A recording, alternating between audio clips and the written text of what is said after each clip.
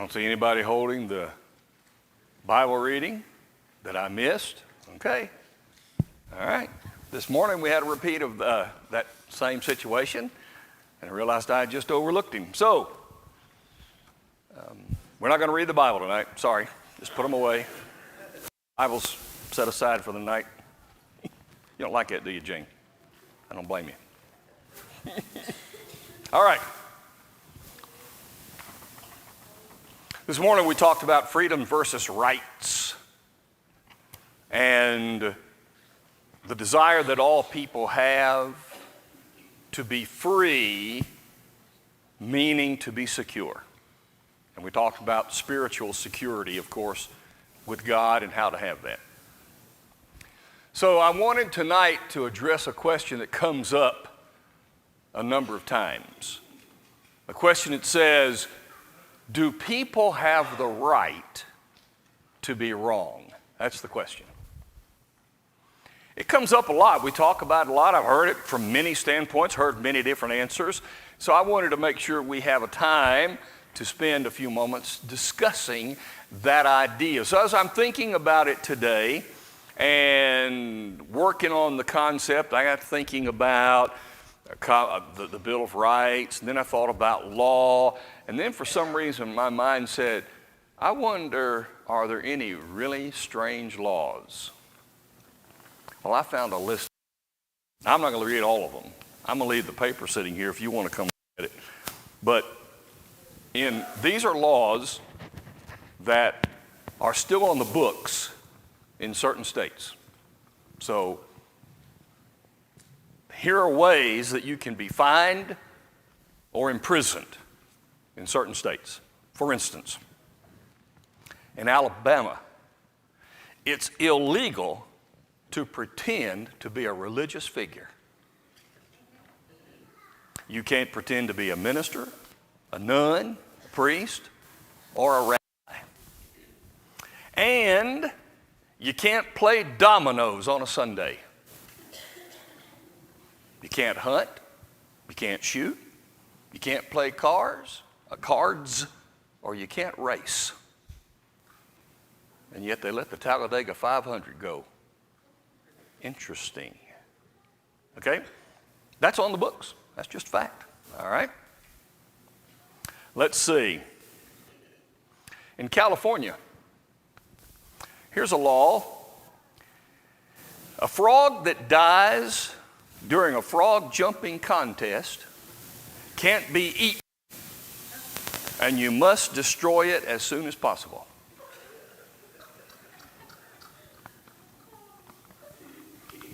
You know, they don't have any other problems to work on in California that they would spend time thinking about frogs jumping. I noticed that. In Delaware, it is a misdemeanor to sell, barter, or offer the fur of domestic dogs or cats. Any products made in whole or in part may result in a fine of $2,500 and a ban of owning a dog or a cat for 15 years after the conviction. And this includes shedded fur. Okay? I don't know what's going on there. Is it my connection again? I'll see. All right. When you're in Florida, during a hurricane, you are not allowed to sell alcohol.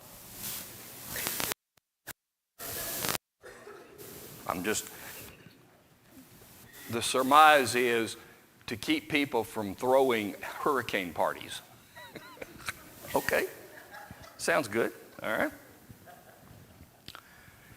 In South Berwick, Maine, it is illegal to park in front of Dunkin' Donuts. Those spots are reserved for the police officers. That's just fact. I think they're just keeping that concept going there, you know, okay? Let's see here. If you're in North Carolina, You're not allowed to use an elephant to till your cotton field. I wonder when the last time that was done. I just don't even know. Well,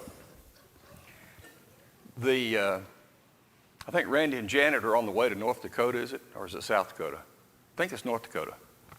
They better watch out, because in North Dakota, it is illegal to lie down and fall asleep with your shoes on. Somebody better text Randy right quick and make sure that he doesn't do that.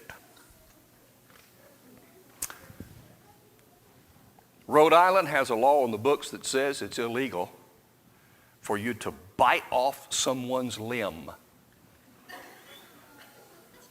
Oh, I'm glad they have that on the books. That's all I can say.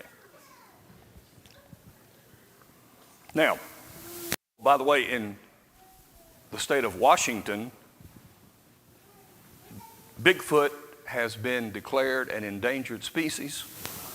You're not to kill or trap him. I'm glad to know that. A couple of them that are interesting, for instance, in Kentucky, it's still apparently on the books.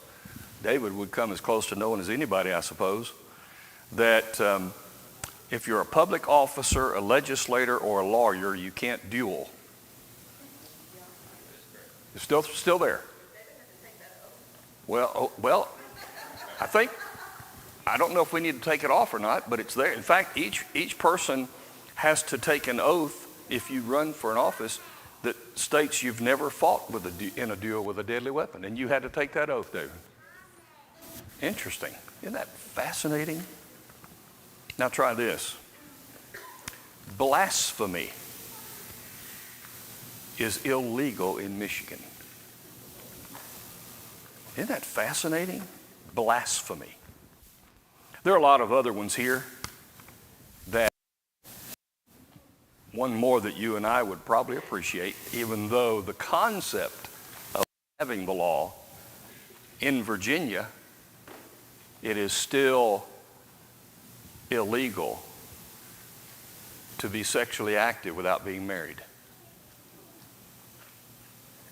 Now, this whole idea of being right and being wrong, I mean rights and freedom and the concepts that go along with that, it's a fascinating thing. I mean, those laws say something interesting. And there are some other ones on there that are really fascinating. I'll leave this paper down here. If you want to come and take a look at it, then you go right ahead and do so. Do we have the right to be wrong? Well, let's figure out, first of all, what do we mean by the word rights? Now, we could go to Scripture and find out what it means, but basically, you know, we're going to get there in a minute, but basically the idea is rights are having access to certain things simply because you are a human. Now, that pretty well defines the idea it means to have a right. You are human, and being human gives you access to this. Okay? Now, those rights become enumerated in different ways. For instance, universally, I would expect that there are certain things that I would find everywhere, and the rights would be there. I would expect no matter where I go that every person should feel that they are not going to be murdered tomorrow. I mean, that just makes sense to me. And so there are some natural, big, universal things that define rights. Another way is to think of it as in countries or in places. There are rights enumerated for certain areas, not for others, and for certain periods of time. The time might run out, or the time is different. So there are some boundaries that are connected to rights. Rights also would differ, let's say, in a family. In a family. You have the right in this family, because it's been determined, to do things this way, but this family does it this way. And so those rights are different. And so when you ask the question, do we have a right to be wrong? You have to take all of these things into consideration. Now let me suggest that rights, when you think of it the way we talk about it in our country and person to person, I want to suggest that rights come from a source to a subject. And that's how rights are granted. From a source to a subject. And that's what gives rights. So rights are granted. They are bestowed. They are given. And these are the concepts behind deciding, do I have the right to be wrong? Now, if you've already formulated an answer, then let me ask a few other questions and see how your answer fits with these questions. And if you've not formulated your answer, then use these questions to think about your answer to the big one. For instance, does anyone have the right to be morally insensitive? Do we have the right to be morally insensitive to other people? And when we ask the question, do I have the right to be wrong? I need to know, do I have the right to make fun of that person because they're different? To speak ill of that person because I don't like them? Is it okay for me to be morally sensitive? Do I have the right to be? How about this one? Do I have the right to make wrong decisions? When I answer that question, do I have the right to make a wrong decision? That's different than the first question, because we would probably rate those differently. Morally insensitive versus just a wrong decision.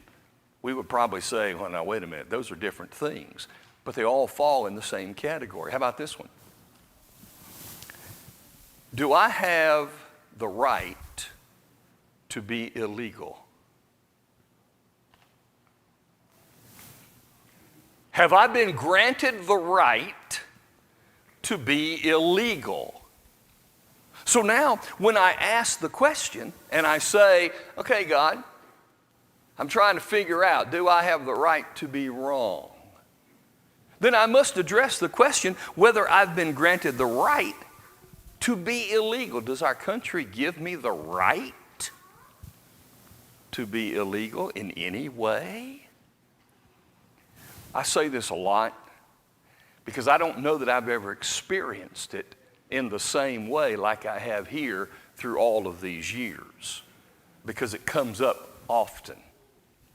I think about that illegality every time I drive on the campus at EKU in the summertime when nobody's there. And you can't see a car anywhere except yours. And you're sitting at a red light. And then it changes right there, and it allows this car to go. You know, it's got that one thing, comes off by the plant there. And after you've let this mystery car go, and those mystery cars, now I get to go.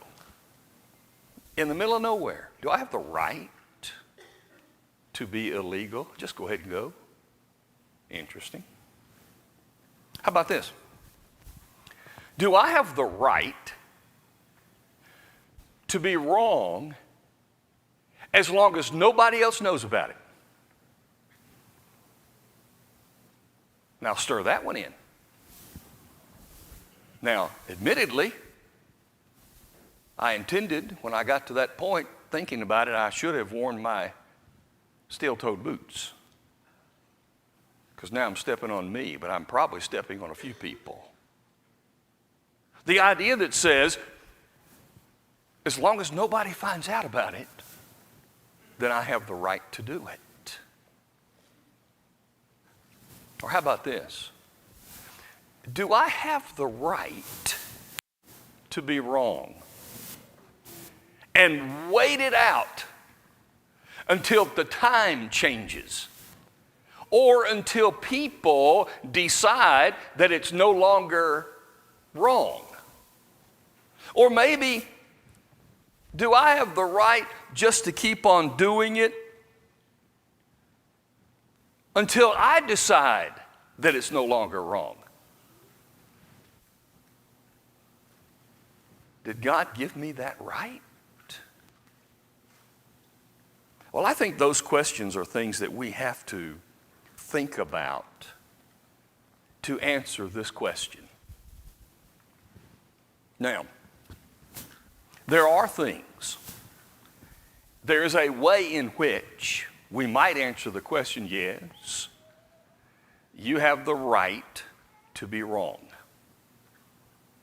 At least as it relates to the world in which we live, secularly. We have the right in this country to be a part of any church we want to be a part of. So as it relates to religious freedom or religious rights, no matter what you do, you pretty close have the right to do it religiously. Now, there are some things, of course, that don't fit that parameter. If you set up a church for the purpose of laundering money, I would imagine that would not be a good thing. You couldn't do that. But generally speaking, if it's a religious concept, our country gives us that right. And God says in Romans 13 and 1 Peter 2, we obey the government. And in obeying the government, I would not want to fight against people's rights. I would want to teach them, but we've been granted that right to be wrong as it relates to religious freedom. Number two, we have been given by God free choice. Joshua 24, verse 15, when Joshua was leading the people of Israel into the promised land, he said, choose this day whom you will serve. And he gave them two options.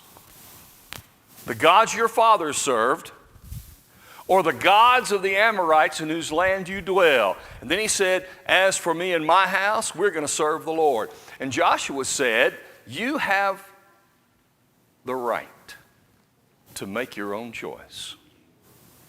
So as humans talk about it, Joshua said, yes, we have the right to be wrong. Joshua was not saying whichever one you go is okay.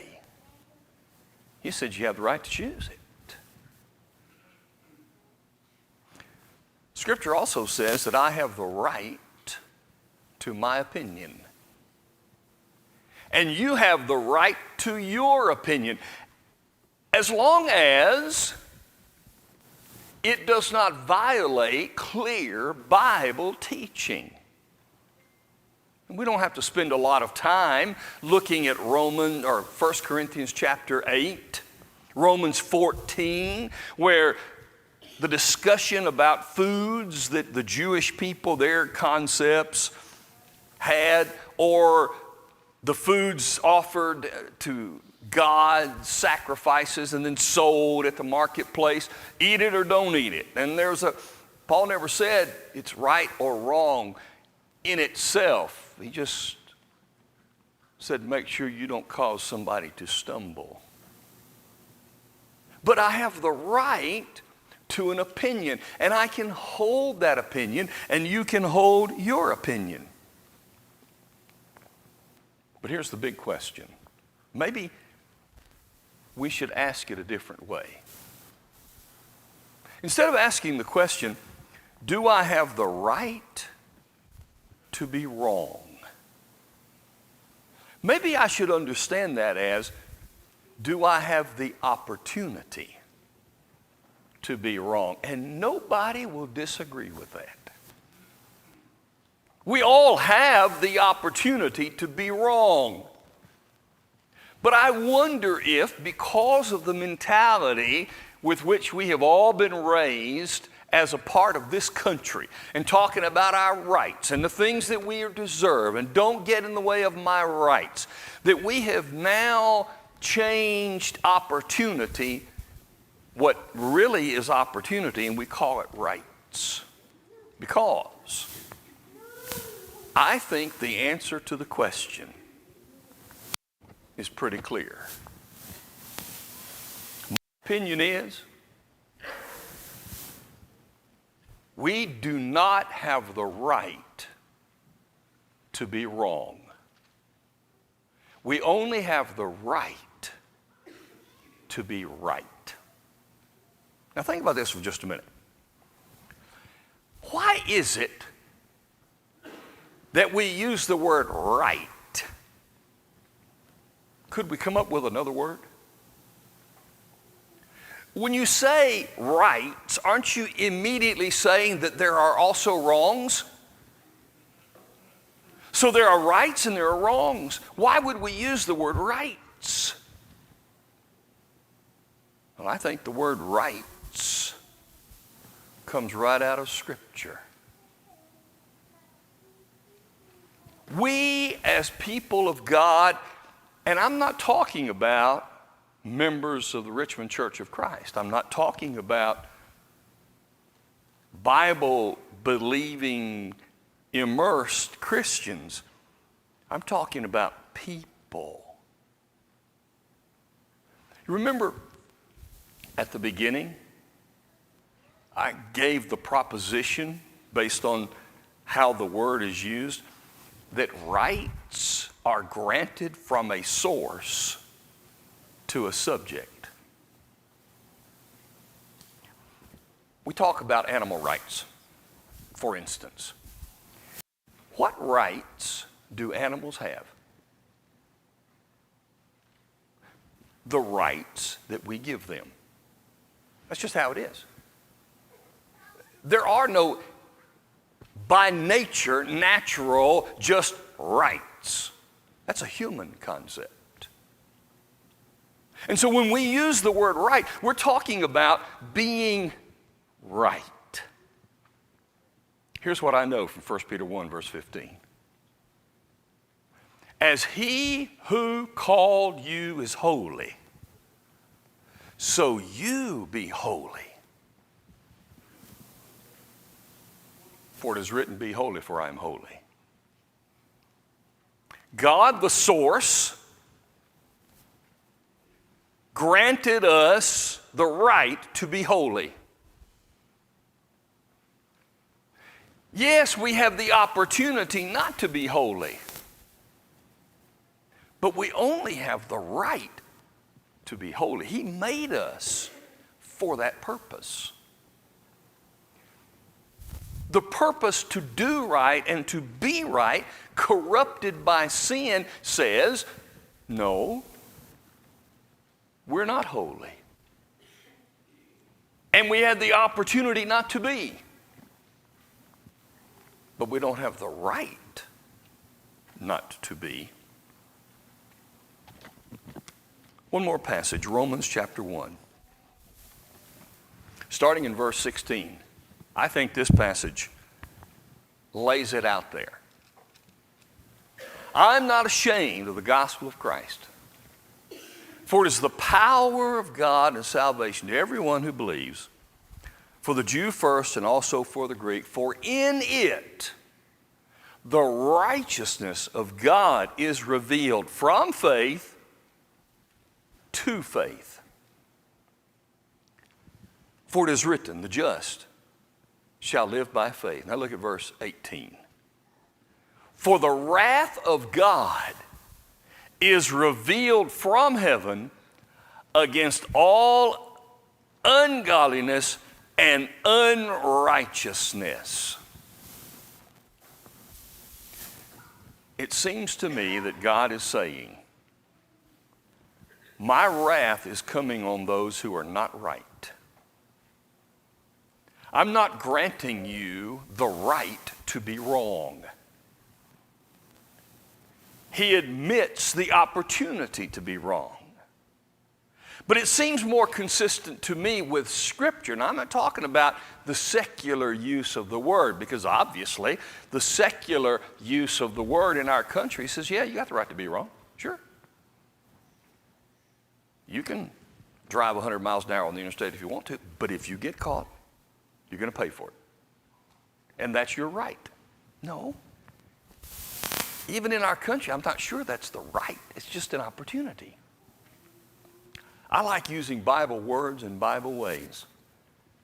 And I like the idea where God said, I am going to put my wrath on people who are not right. And if God's wrath is against people who are not right, why would he ever grant them the right not to be right? Why would he permit? Why would he say, you have my permission not to be right? Think about it in the standpoint of a family. Every family that raises children knows that they're going to mess up. But did you ever sit them down and say, you have every right from me to do anything you want to do, go ahead. But you're in trouble if you do certain things. I don't think good parents would ever do that. They're not ever going to say, I give you right to do whatever you want to do, but I'm going to challenge you and I'm going to beat you if you do. I think most parents are going to say, you don't have that right. You have the right to do what I have taught you, trained you, and controlled you to be. That's your right. But if you take an opportunity to do elsewise, then the wrath of parents might come in. Very simply, I think that when we use the word rights, I like to see them defined by God first. And when God talks about rights, he's talking about righteousness. And we, as the subject of God, our source, only have the right to be right. I can't ball my fist up and say to God, God, I have the right to rebel against you if I want to. I have the right to do whatever I want to do. That in itself says there's a problem here. We all have the opportunity, and we've all taken it, to do wrong.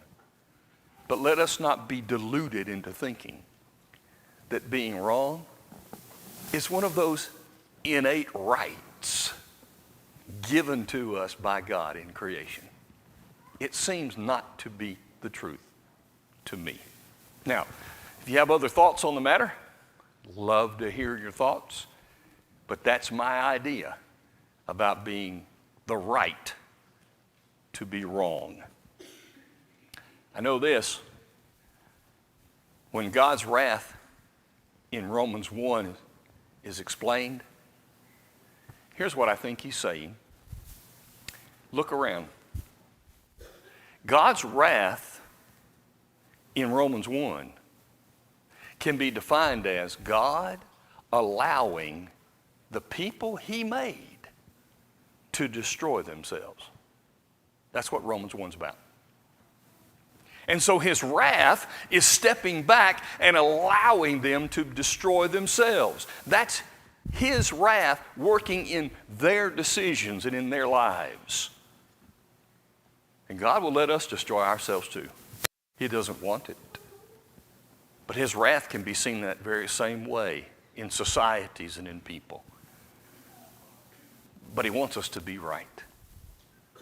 And tonight, every one of us needs to think about being right. It's tough. It's not easy. but we want to be right. We're calling people to be right. Let's stand for what is right, admitting the opportunities that others have not to be right. Well, if you're not right with God, I think tonight would be a great time to get right with God, with another person, or even get right with yourself. Talk to our shepherds if you need while we stand and sing.